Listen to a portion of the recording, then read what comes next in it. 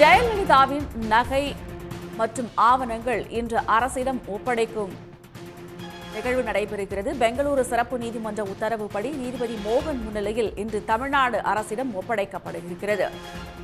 இது பற்றிய மேலும் விவரங்களை தருகிறார் நமது செய்தியாளர் செந்தில்நாதன். செந்தில்நாதன், முழு விவரம்.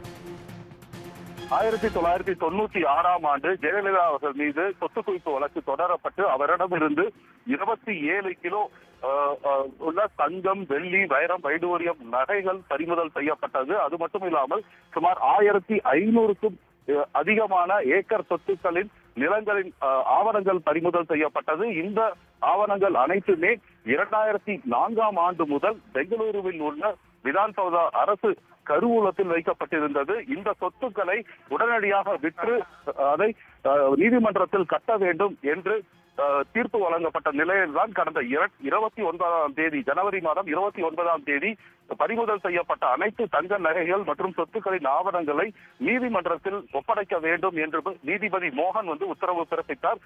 அதன் அடிப்படையில் தான் இன்று தற்பொழுது பெங்களூருவில் உள்ள சிறப்பு நீதிமன்றத்தில் இந்த தங்க நகைகள் மற்றும் சொத்துக்களின் ஆவணங்கள் அரசு கருவூலத்திலிருந்து எடுத்து வரப்பட்டு நீதிமன்றத்தில் ஒப்படைக்கப்பட்டிருக்கிறது. இதை பெற்றுள்ள தமிழகத்திலிருந்து தமிழக உள்துறை இணை செயலாளர் ஹனிமேரி மற்றும் தமிழக லஞ்ச ஒழிப்பு காவல்துறை கண்காணிப்பாளர் விமலா ஆகியோர் தலைமையில் சுமார் 35 காவல்துறை அதிகாரிகள் நீதிமன்றத்தில் ஆஜராகியிருக்கிறார்கள். நீதிமன்றத்தில் இந்த நகைகள் ஒப்படைக்கப்பட்டுள்ள நிலையில் தற்பொழுது அந்த தங்க நகைகளை மதிப்பீடு செய்யும் பணி நடைபெற்று வருகிறது. இதற்காக தமிழகத்திலிருந்து 4 தங்க மதிப்பீட்டாளர்கள் வந்திருக்கிறார்கள்.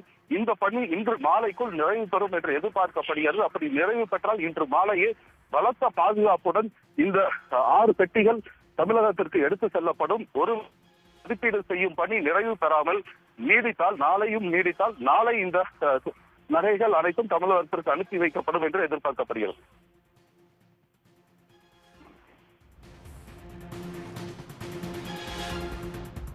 செந்தில்நாதன், எவ்வளவு நகை மற்றும் ஏக்கரிலான ஆவணங்கள் ஒப்படைக்கப்படுகிறது? அது பற்றிய விரிவான தகவல்.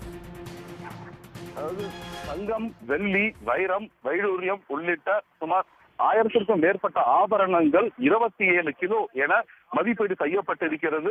இதை ஒவ்வொன்றாக எடுத்து தற்பொழுது அது உண்மையான நகையா என்று ஏற்கனவே மதிப்பீடு செய்யப்பட்டிருக்கும். சுமார் 21 வருடங்கள் இந்த நகைகள் அனைத்துமே பெங்களூருவில் உள்ள அரசு கருவூலத்தில் வைக்கப்பட்டிருந்தன. தற்பொழுது மீண்டும் அது நீதிமன்றத்திற்கு எடுத்து கொண்டு வரப்பட்டிருக்கிறது.